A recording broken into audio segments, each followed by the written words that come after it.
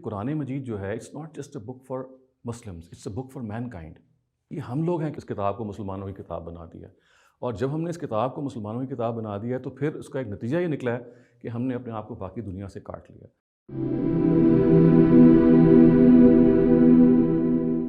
بسم اللہ الرحمن الرحیم۔ السلام علیکم ڈیئر لیڈیز اینڈ جینٹلمین، میرا نام شہزاد سلیم ہے۔ I used to be an electrical engineer back in 1988 and then I gave my engineering studies and took up religious studies and theology. I am a student of Javed Ahmed Ghamidi, whom most of you might be knowing. And ever since 1988, I have been attached to him. In the last 33 years, I have been working with him, doing research, teaching, and some public speaking as well. آپ کی خدمت میں حاضر ہوا ہوں اور I would like to talk about the basic message of the Quran. دیکھیے، بہت ساری باتیں ہیں اوبیسلی قرآن کے بارے میں کہی جا سکتی ہیں۔ It's a book from God, it's the book from the other side of the world. تو آپ کو ایک بڑا ایک ہوتا ہے اورا آف دا بک کہ بھئی میں پڑھنے جا رہا ہوں تو what's the thing that I am going to find in it. تو جو بہت ساری تھیمس کے اندر جو ایک بیسک تھیم ہے جو at times we miss out, وہ یہ ہے کہ قرآن مجید نے چند جگہوں پہ مخاطب کر کے ہمیں یہ بتایا ہے کہ اللہ تعالیٰ نے جب انسانوں کو بنایا تو ان کو ایک اینسیسٹر سے بنایا، آدم اور حوا سے پیدا کیا، اور یہ بتایا کہ انا خلقناکم من ذکر و انثی وجعلناکم شعوبا و قبائل لتعارفوا، یعنی ہم نے تمہیں ایک مرد اور عورت سے پیدا کیا اور تم کو مختلف قبائل میں بانٹا اور مختلف نیشنز میں بانٹا تاکہ تمہاری پہچان ہو۔ لیکن اللہ تعالیٰ کے نزدیک انا اکرمکم عند اللہ اتقاکم، تمہاری جو سپیریورٹی ہے it's not because of any race, it's not because of any ethnicity اور any affiliation to any larger family اور tribe, but on the basis of piety. تو یہ وہ چیز ہے جو قرآن مجید کا پیغام ہے، جو لگتا ہے ہم تھوڑا سا مس آؤٹ کر رہے ہیں، کہ ہمیں بیسکلی یہ دیکھنا ہے کہ اس سے پہلے کہ ہم مسلمان ہوں، اس سے پہلے کہ ہم کرسچنز ہوں یا ہندوز ہوں یا جوز ہوں، ہمیں اچھا انسان ہونا چاہیے۔ اور قرآن مجید کا جو یہ ورڈکٹ ہے وہ اس لیے ہے یہ بتانے کے لیے کہ دیکھیے، اگر آپ کے اینسسٹرز ایک ہیں، آپ کے ماں اور باپ اگر ایک ہیں، تو پھر ایسا نہیں ہو سکتا کہ آپ میں کوئی اونچ نیچ ہو، آپ میں کوئی تفریق ہو۔ You have equal status as human beings. اور ہماری جو حیثیت ہے it's like a global family. ہم اس دنیا میں اگر رہ رہے ہیں تو اگر میں پاکستان میں رہ رہا ہوں تو obviously I am a Pakistani, but on a larger scale I am a global citizen as well. تو میرا جو تعلق ہے وہ میری اپنی فیملی سے تو جڑتا ہی ہے، تو آبویس ہے میرے ملک سے بھی جڑتا ہے، لیکن اس کے ساتھ ساتھ ہیومینٹی سے چونکہ میرا تعلق ہے، انسانیت کی فریٹرنیٹی سے میرا تعلق ہے، تو I connect to the rest of the world. تو قرآن اس سلسلے میں ہمیں یہ بتاتا ہے کہ دیکھیے، یہ وہ انسانیت ہے جو انسانیت کا بانڈ ہے، اگر اف اٹ اسٹینڈس تو پھر آپ کو مذہب جو کہ اس سے ایک آگے کی چیز ہے، ایک ایلیویٹڈ چیز ہے، اس سے آپ پھر صحیح فائدہ اٹھا سکیں گے۔ یعنی اس کا مطلب اصل میں کیا ہے؟ اس کا مطلب یہ ہے کہ اگر آپ ایک پاکستانی ہیں، اگر آپ ایک انسان ہیں، تو آپ کو وہی درد محسوس ہوتا ہے۔ مثال کے طور پہ موراکو میں اگر زلزلہ آتا ہے اور وہاں لوگوں پہ کوئی تباہی ہوتی ہے تو یو فیل فار دیم۔ اگر کیلیفورنیا کے جنگلوں میں آگ لگتی ہے اور وہاں پہ بہت بڑی تباہی آتی ہے تو you feel for them. Australia میں اگر فلڈز آتے ہیں یا چائنا میں فلڈز آتے ہیں تو یو سی اس آپ کا ایک گلوبل تعارف ہے، تو آپ کی ایک دم سے نظر وسیع ہو جاتی ہے۔ You get connected to the rest of humanity, you get connected to the rest of mankind. اللہ تعالیٰ یہ چاہتے ہیں کہ بطور انسان کے ہماری آنکھیں کھلیں اور ہم لوگوں کو اس طرح سے دیکھیں کہ جو ہمارے اپنے بھائی بند ہیں۔ تو یہ وہ بیسک پیغام ہے جس میں قرآن مجید اپنے آپ کو پھر بلڈ اپ کرتا ہے، بتاتا ہے کہ دیکھیے، اگر آپ اس انسانی سطح سے اپنے آپ کو اٹھائیں گے تو پھر آپ کو اپنے آپ کو سب سے پہلی جو قدر اپنے اندر اپنانی ہوگی وہ کیا ہے؟ وہ ہیوملٹی ہے۔ کیونکہ دیکھیے، اگر آپ کریٹڈ ہیں، خدا نے آپ کو بنایا ہے، تو خدا بڑا ہے، آپ بڑے نہیں ہیں۔ خدا کو زیب دیتا ہے کہ وہ اپنے آپ کو اکبر کہے یا بڑا کہے، لیکن آپ کو زیب نہیں دیتا کہ آپ اپنے آپ کو کسی بھی لحاظ سے کسی سپیریئر کاؤنٹ کریں۔ یعنی میں اپنے آپ کو کوئی سپیریئر مسلمان نہیں کہہ سکتا کسی اور مسلمان سے۔ میں بطور پاکستانی کے یہ نہیں سوچ سکتا کہ میری جو ریس ہے، میرا جو ملک ہے، وہ اس کے اندر کوئی خاص سپیریورٹی۔ ہاں، اگر وہ کریکٹر ہے، وہ کوالٹیز ہیں، وہ اخلاقیات ہے، تو خدا کو تو یہ پسند ہے۔ لیکن محض ایک ملک سے بلانگ کرنا، محض ایک ٹرائب سے بلانگ کرنا، محض ایک ریس سے بلانگ کرنا، دس از نو مینس آف سپیریورٹی۔ یہی معاملہ اگر آپ اس کو ایکسٹینڈ کر لیں تو دیکھیے، ایک ہمارے ہاں، میں مسلمانوں کی، میں خود مسلمان ہوں تو میں یہ بات کرتا ہوں کہ ایک تھوڑا سا غلط کانسیپٹ ہے جو ہمارے اندر سرایت کر گیا، اور وہ یہ ہے کہ ہم دنیا کی باقی قوموں سے سپیریئر ہیں۔ نہیں، یہ میرا خیال ہے ٹھیک بات نہیں ہے، ہمیں اس کو ری وزٹ کرنا چاہیے۔ اللہ تعالیٰ نے جو معیار بنایا ہے وہ اور جگہوں بھی پایا جا سکتا ہے، وہ صرف مسلمانوں کے لیے نہیں پایا جا سکتا۔ کیوں؟ اس لیے کہ دیکھیے قرآن مجید جو ہے it's not just a book for Muslims, it's a book for mankind. یہ ہم لوگ ہیں کہ ہم نے اس کتاب کو مسلمانوں کی کتاب بنا دیا.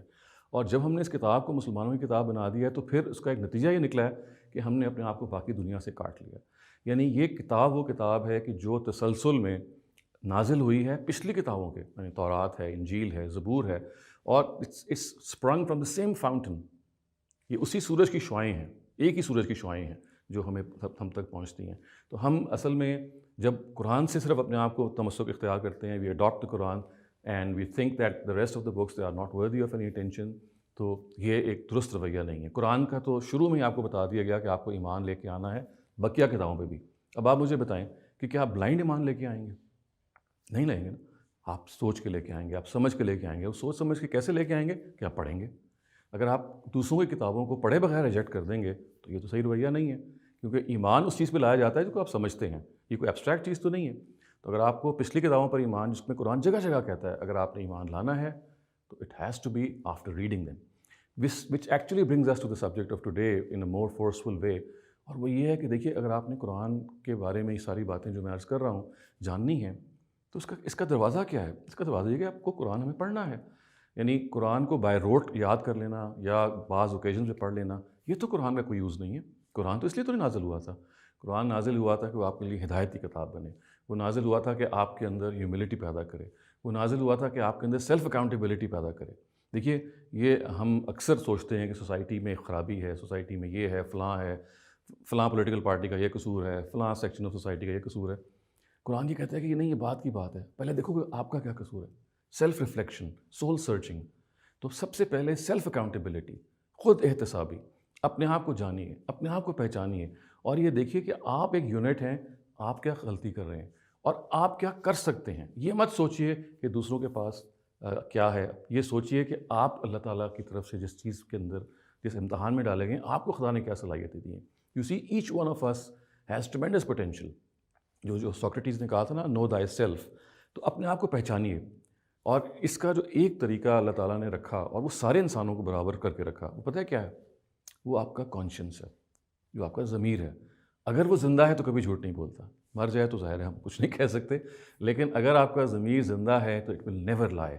تو ہمیں جس چیز کو سمجھنا ہے وہ یہ ہے کہ اگر آپ قرآن مجید کی اس روشنی کو ساتھ لے کے چلنا چاہتے ہیں تو یہ روشنی آپ کو رستہ نہیں دکھائے گی جب تک کہ اس روشنی سے آپ فائدہ نہیں اٹھائیں گے جو قرآن سے پہلے آپ کے اندر نازل کی گئی ہے. وہ آپ کا ضمیر ہے، وہ آپ کے اخلاق ہیں، وہ آپ کا کردار ہے. دیکھیں نبی صلی اللہ علیہ وسلم کے بارے میں قرآن مجید یہ کہتا ہے کہ آپ عظیم اخلاق پر تھے. اور حضرت عائشہ کہتی ہیں کہ کانا خلقہ القرآن، کہ آپ کا جو اخلاق تھا، اگر آپ دیکھنا چاہیں اخلاق کیا تھا تو وہ قرآن تھا. یعنی جیتا جاگتا ہی واز اے واکنگ قرآن. قرآن مجید میں جو موریلٹی بیان ہوئی ہے، جو اخلاقیات بیان ہوئی ہے، جو جسٹس کے پیمانے بیان ہوئے ہیں. اب دیکھیے جسٹس کی بات آئی تو قرآن کیا کہتا ہے؟ یعنی ایک وہ جسٹس ہے جس سے معیار آپ واقف ہیں. وہ کیا ہے کہ ہم عدالت میں جاتے ہیں، گواہی دیتے ہیں، مقدمہ ہوتا ہے، فیصلہ ہو جاتا ہے. یہ تو وہ کورٹ کا جسٹس ہے. لیکن دیکھیے قرآن مجید کا جو ویژن ہے جسٹس کا وہ کیا ہے؟ وہ یہ ہے کہ آپ نے حق کی گواہی دینی ہے، سچ کی گواہی دینی ہے. اور قرآن کے ورڈز ہیں وَلَوْ عَلَىٰ أَنفُسِكُمْ أَوِ الْوَالِدَيْنِ وَالْأَقْرَبِينَ. سچ کی گواہی دینی ہے، حق کی گواہی دینی ہے، اگرچہ کہ وہ آپ کے خلاف نہ پڑے، اگرچہ کہ وہ آپ کے والدین کے خلاف نہ پڑے، اگرچہ کہ وہ آپ کے اعزاء اقربا کے خلاف نہ پڑے. تو قرآن اس جگہ پہ کھڑا ہوا ہے. اور ایک اور جگہ پہ قرآن یہ کہتا ہے کہ اگر کوئی قوم جو ہے، جو آپ کی دشمن ہے، وہ کسی وقت آپ کو منصف بنا بیٹھے یا وہ آپ کے سامنے آ جائے اور آپ اس پوزیشن میں ہوں، تو آپ کی جو دشمنی، اس قوم کی دشمنی آپ کو بے انصافی پہ مائل نہ کرے، آپ کو دشمن سے بھی انصاف کرنا ہے.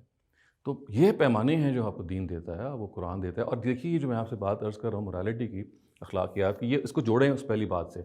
یہ صرف قرآن انسٹرکٹ نہیں کر رہا، یہ تمام جو آسمانی مذاہب ہیں وہ سب یہ بات کہتے ہیں. اس لیے یہ اخلاقیات ہمارے اندر انگرینڈ ہے. اس کو ہم انیٹ گائیڈنس بھی کہتے ہیں.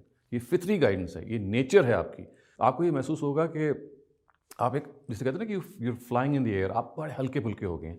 تو قرآن مجید از لائک اے GPS. وہ آپ کو زندگی کے رویوں میں گائیڈنس دیتا ہے. جو سب سے بڑی گائیڈنس قرآن کی ہے وہ یہ ہے کہ میں دکھ کے موقع پہ، سکھ کے موقع پہ، پریشانی کے موقع پہ، آزمائش کے موقع پہ کیا کرنا ہے. کیونکہ آزمائش وہ چیز ہے جس میں ہم کوئی مبرہ نہیں. Every one of us has to pass to some form of trial اور ٹیسٹ. وہ شکر کا ٹرائل ہو سکتا ہے، وہ گریٹیٹیوڈ کے علاوہ پیشنس کا ٹرائل ہو سکتا ہے. لیکن اس کے اندر جو چیز پنہا ہے وہ یہ ہے کہ اللہ تعالیٰ جب آپ کو آزماتے ہیں تو وہ اس وجہ سے نہیں آزماتے کہ وہ آپ کو کوئی مشکل میں اور مشقت میں ڈال کے آپ کو کوئی ڈسکارڈ کر رہے ہیں، بلکہ خداوند تعالیٰ کی جو آزمائش ہے اس کے ملٹیپل اسپیکٹس ہیں جو قرآن میں بیان ہوئے ہیں. مثلاً دیکھیے کہ بعض دفعہ ہم اپنی زندگی میں کوئی غلطی کر رہے ہوتے ہیں، we are doing something in a bad way, in a evil way, لیکن we are not realizing that. تو آزمائش جب آتی ہے نا تو آپ ایک دم سے ٹھٹک جاتے ہیں، رک جاتے ہیں، اور آپ soul searching, you start analysing کہ یار میں ایسے کوئی غلطی تو نہیں ہو رہی. تو بعض دفعہ آزمائشیں اس لیے بھی آتی ہیں کہ وہ آپ کو تھوڑا سا دھچکا دیں تاکہ آپ زندگی کی پرائرٹیز پہ غور کریں. بعض دفعہ آزمائشیں اس لیے بھی آتی ہیں کہ اللہ تعالیٰ آپ کو کسی بڑی مصیبت سے بچانا چاہ رہا ہوتا ہے، اور وہ بڑی مصیبت جو ہوتی ہے وہ انسان کو اس کو ریئلائز نہیں کرتی. اس کا آپ کو میں واقعہ بڑے مزے کا سناتا ہوں کہ ایک دفعہ یہ واقعہ مطلب اٹس ناٹ 100% جس طرح سے میں بیان کر رہا ہوں، لیکن this is how I got the gist of it. وہ ایئر بلو کا حادثہ آپ کو یاد ہوگا، آج سے کچھ سال پہلے ہوا، اور اس میں someone was travelling from Karachi to Islamabad, جہاں پہ وہ حادثہ ہوا مرگلہ ہلز میں.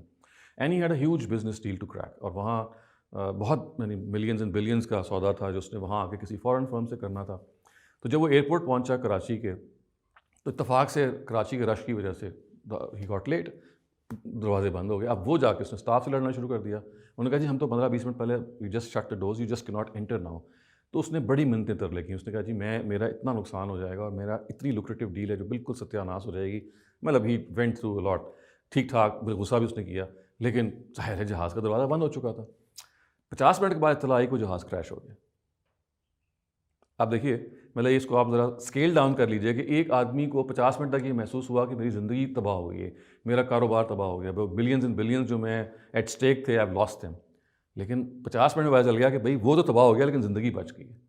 تو یہ ایک مثال ہے. اور یہ آپ کو میں مزے کی بات بتاؤں کہ سورہ کہف میں جہاں واقعہ موسیٰ و خضر بیان ہوا ہے، وہاں اللہ تعالیٰ نے اس کی اور مثالیں بیان کی ہیں. بتایا کہ دیکھیے جن چیزوں میں بعض دفعہ آپ سمجھ رہے ہوتے ہیں کوئی زحمت ہے، وہ زحمت نہیں ہوتی، اس میں کوئی رحمت ہوتی ہے.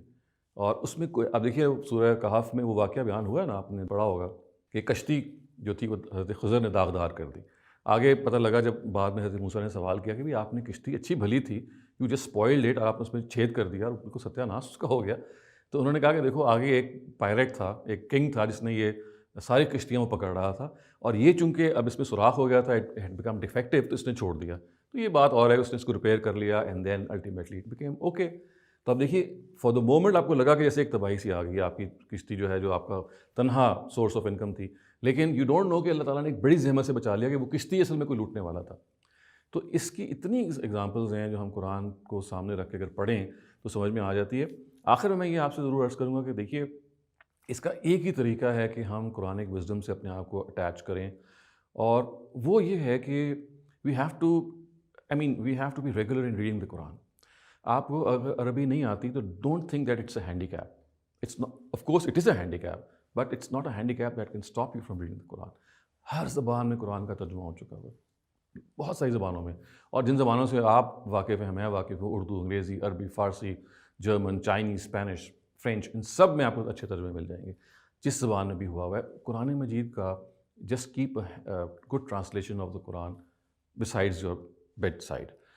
بس میرا خیال تھا کہ بس ان چند چیزوں کے سلسلے میں آپ سے بات کروں گا، اور کوشش کروں گا کہ جو میرا سفر رہا ہے قرآن مجید کے ساتھ اور تعلق رہا ہے وہ آپ کے ساتھ اس طرح سے شیئر کروں، اور آپ کو بھی اس چیز کو، اور میں بھی اس کا مخاطب ہوں کہ ہم قرآن مجید کو مل کے سمجھ کے پڑھیں، اور اپنے خاص طور سے جو نئی جنریشن ہے، ہم آئی ایم 55 ایئرز اولڈ، تو ظاہر ہے not much time perhaps left.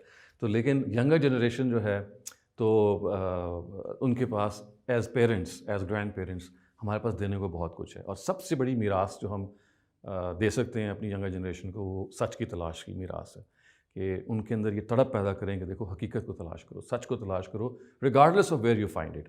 اور one of the ways to do that is to attach yourself to the Quran. تو میں اپنی بات کو بس ان چند گزارشات پہ ختم کرتا ہوں. Thank you very much.